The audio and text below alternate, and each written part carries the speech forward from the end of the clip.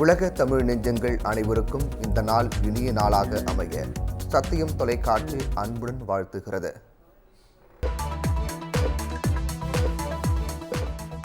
பிரபல பின்னணி பாடகர் எஸ்.பி. பாலசுப்ரமணியம் காலமானார். அரசு மரியாதையுடன் எஸ்.பி.பி. உடல் இன்று காலை 11 மணிக்கு நல்லடக்கம்.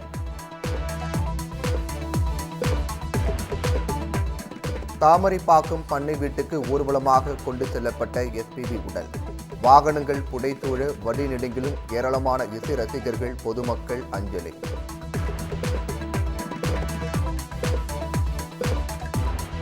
பண்ணை வீட்டில் எஸ்.பி.பி. உடலுக்கு பொதுமக்கள் அஞ்சலி செலுத்த அனுமதி மறுப்பு. பாதுகாப்பு பணியில் 4 டிஎஸ்பிக்கள் தலைமையில் 500 போலீசார் குவிப்பு.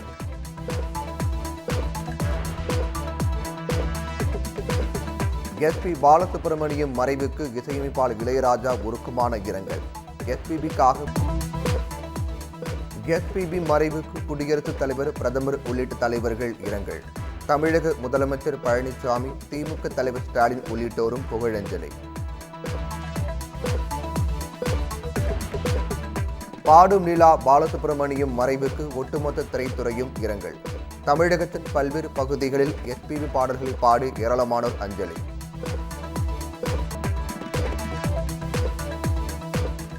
தமிழகத்தில் திருவள்ளூர், திண்டுக்கல், புதுக்கோட்டை உள்ளிட்ட மாவட்டங்களில் பரவலாக மழை.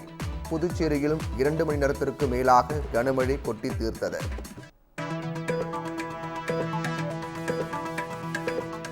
தமிழகத்தில் 5 மாவட்டங்களில் இடியுடன் கூடிய கனமழைக்கு வாய்ப்பு. தென்மேற்கு வங்கக்கடல் பகுதிகளுக்கு மீனவர்கள் செல்ல வேண்டாம் என அறிவுறுத்தல். டெல்லி துணை முதலமைச்சர் மணிஷ் சிசோடியா உடல்நிலை மோசமடைந்தது.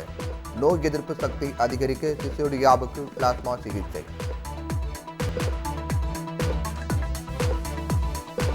பீகார் சட்டப்பேரவைக்கு அக்டோபர் 28ஆம் தேதி முதல் 3 கட்டங்களாக தேர்தல்.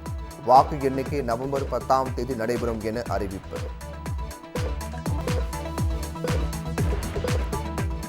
காப்பீடு செய்யாத வாகனங்களால் விபத்து ஏற்பட்டால் வாகனங்களை பறிமுதல் செய்யலாம்.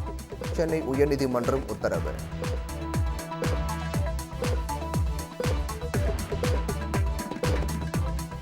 சென்னை அணிக்கு எதிரான போட்டியில் டெல்லி அணி 44 ரன்கள் வித்தியாசத்தில் வெற்றி. புள்ளிகள் பட்டியலில் 4 புள்ளிகளுடன் டெல்லி அணி முதலிடம்.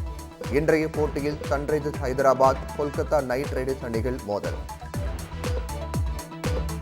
சத்தியம் தொலைக்காட்சி நேயர்களுக்காக இன்றைய தினத்தில் வரலாற்றில் நடைபெற்ற சம்பவங்கள் மற்றும் சரித்திரங்களின் முக்கிய நிகழ்வை தற்போது காணலாம். ஹாங்காங் எனும் பெயர் கான்டனீஸ் அல்லது ஹக்கா எனும் சீன மொழிகளில் இருந்தே தோன்றியதாக கூறப்படுகின்றது. இருப்பினும் ஹாங்காங் எனும் ஒலிப்புக்கான கான்டனீஸ் மொழியின் அர்த்தம் நறுமணம் வீசும் துறைமுகம் என்பதாகும்.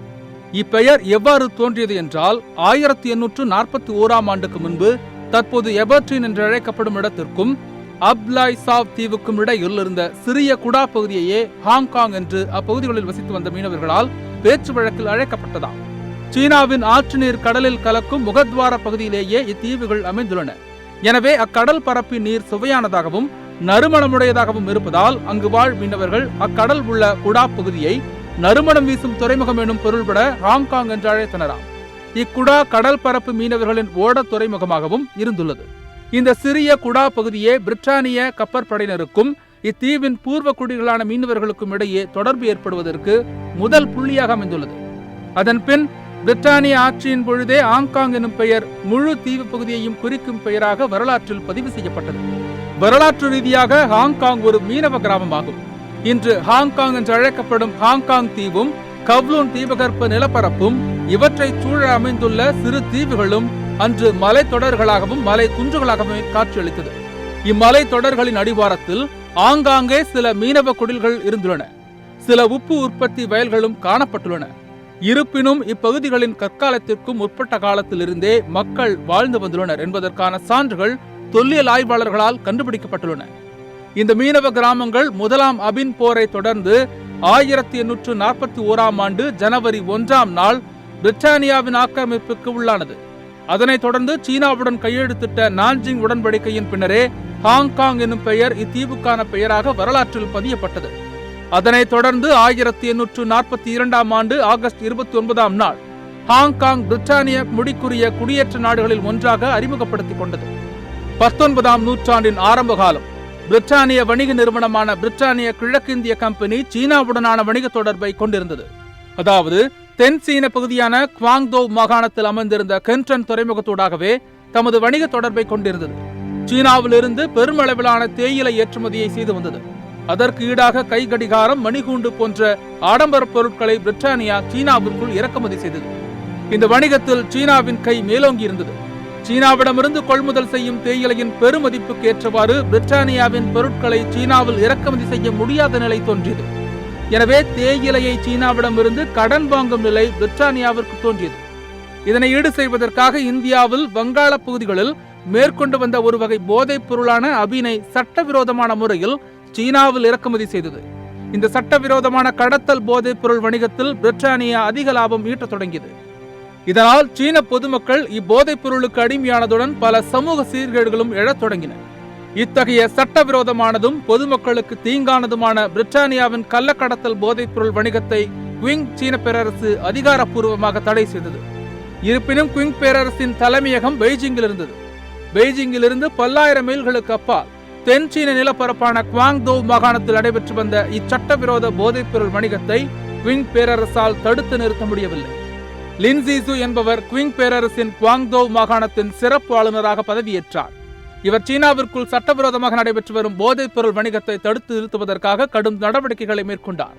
அதேவேளை பிரிட்டானியா தமது நாட்டிற்குள் போதைப் பொருளான அபின் புகைத்தலை தடை செய்திருந்தது. பிரிட்டானியா தமது நாட்டில் அபின் போதைப் பொருள் பாவனையை தடை செய்து கொண்டு அதனை சீனாவிற்குள் சட்டவிரோதமாக விநியோகித்து அப்பாவி பொதுமக்கள் அழிவுக்குள்ளாவதைக் கண்டு லின் ஜீசு ஆத்திரமுற்றார். இந்த சட்டவிரோத அபின் வணிகத்தை உடனடியாக நிறுத்தும்படி விக்டோரியா மகாராணிக்கு லின் ஜீசு எழுத்து மூலமாக அறிவித்தார். குவிங் வம்ச சீன பேரரசும் மீண்டும் மீண்டும் தடை உத்தரவுகளை பிறப்பித்துக் கொண்டே இருந்தது. ஆனால் இவை எவற்றையும் பிரிட்டானியா ஒரு பொருட்டாகவே கருதவில்லை. சீன பேரரசின் தடை உத்தரவுகளை மீறி தொடர்ந்து போதைப் பொருள் இறக்குமதியை தொடர்ந்த வண்ணமே இருந்தது. அதேவேளை குவாங்தோவ் சிறப்பு ஆளுநரான லின் ஜீசு இப்போதைப் பொருள் புகைப்போருக்கும் விற்பனை செய்வோருக்கும் எதிராக கடுமையான சட்டங்களை உருவாக்கி தண்டித்தார். இப்போதைப் பொருள் ஏற்படுத்தும் வன்மையான தாக்கத்தினையும் அதனால் ஏற்படும் பக்க விளைவுகளையும் மக்களுக்கு அறிவித்து விழிப்புணர்வு நடவடிக்கைகளையும் மேற்கொண்டார். இவை எதுவும் நடைமுறை சாத்தியமாகவில்லை. பிரிட்டானிய போதைப் பொருள் கள்ளக்கடத்தல் வணிகம் மேலும் மேலோங்கிக் கொண்டே போனது. இதனால் லின் ஜீசுவின் நடவடிக்கைகளும் கடுமையானது. குவாங்தோவ் மாகாணத்தில் களஞ்சியப்படுத்தியிருந்த அபின்களை எல்லாம் தேடி தேடி அழிக்க தொடங்கினார். அபின் வணிகத்தில் ஈடுபட்டோருக்கு எதிராக கடுமையான நடவடிக்கைகளை எடுத்தார்.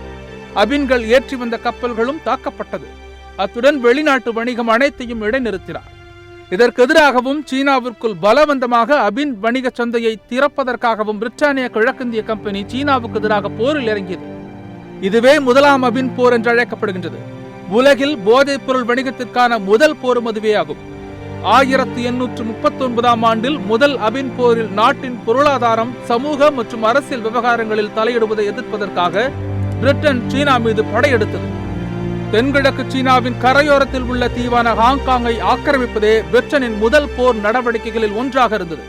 1841ஆம் ஆண்டில் சூயன்பி மாநாட்டில் கையெழுத்திட்டதன் மூலம் சீன தீவை ஆங்கிலேயருக்கு கொடுத்தது. மேலும் 1842ஆம் ஆண்டில் நாங்கிங் ஒப்பந்தம் கையெழுத்தானது. இந்த ஒப்பந்தத்தின் விளைவாக முதல் அபின் போர் முடிவுக்கு வந்தது. பின் தொடர்ந்த இரண்டாம் அபின் போரில் ஹாங்காங் தீவை ஒட்டியுள்ள கவுலோன் தீபகற்பத்தையும் பிற பகுதி தீவுகளையும் சீனா கைவிட வேண்டிய கட்டாயம் ஏற்பட்டது. ஹாங்காங் பிரிட்டனின் புதிய காலனி, கிழக்கு மேற்கு வர்த்தக மையமாகவும் தெற்கு சீனாவின் வணிக நுழைவாயிலில் மற்றும் விநியோக மையமாகவும் வளர்ந்தது. 1898ஆம் ஆண்டில் பிரிட்டனுக்கு இரண்டாவது பீக்கிங் மாநாட்டின் கீழ் ஹாங்காங் காலனி மீது கூடுதலாக 99 ஆண்டுகள் ஆட்சி வழங்கப்பட்டது. அதன்பின் இரண்டாம் உலகப் போரின் பொழுது 1941ஆம் ஆண்டு முதல் 1944ஆம் ஆண்டு வரை உள்ள காலப்பகுதியில் ஜப்பானியர்களால் ஹாங்காங் ஆக்கிரமிக்கப்பட்டது. பின்னர் 1984ஆம் ஆண்டு டிசம்பர் 19ஆம் தேதி அன்று பல ஆண்டு பேச்சுவார்த்தைகளுக்கு பிறகு பிரிட்டிஷ் மற்றும் சீன தலைவர்கள் சீனாவின் கம்யூனிஸ்ட் அரசாங்கத்தால் ஒரு நாடு இரண்டு அமைப்புகள் கொள்கையை வகுப்பதற்காகவும் 1997ஆம் ஆண்டு காலனியின் வருவாயை அங்கீகரிக்கும் முறையான ஒப்பந்தத்தில் கையெழுத்திட்டனர். பிரதம மந்திரி மார்கரெட் தாட்சர் இந்த ஒப்பந்தத்தை பிரதேசத்தின் வாழ்க்கையிலும் ஆங்கிலோ சீன உறவுகளின் போதும் சர்வதேச ராஜதந்திர வரலாற்றிலும் ஒரு மைல்கல் என்று கூறினார். சீன கம்யூனிஸ்ட் கட்சியின் பொதுச் செயலாளர் ஹூ யோபாங் சீனாவின் 1 பில்லியன் மக்களுக்கு கையெழுத்திட்டதை ஒரு சிவப்பு எழுத்து நாள் மற்றும் மிகுந்த மகிழ்ச்சியின் சந்தர்ப்பம் என்று அழைத்தார். 1997ஆம் ஆண்டு ஒரு நள்ளிரவில் பிரிட்டிஷ் பிரதமர் டோனி பிளேர், இளவரசர் சார்லஸ், சீன அதிபர் ஜியாங் ஜெமின் மற்றும் அமெரிக்க வெளியுறவுத்துறை செயலர் மேடலின் ஆல்பிரைட் உள்ளிட்ட பல சர்வதேச பிரமுகர்கள் கலந்து கொண்ட ஒரு விழாவில் ஹாங்காங் அமைதியாக சீனாவிடம் ஒப்படைக்கப்பட்டது. ஹாங்காங் சீனாவிடம் ஒப்படைப்பதற்காக ஏற்படுத்தப்பட்ட ஒப்பந்தம் போடப்பட்ட நாள் வரலாற்றில் இன்று. மேலும் இது போன்ற வரலாற்றுச் சுவடுகளை வரலாற்றில் இன்று நிகழ்ச்சியில் காணத் தவறாதீர்கள்.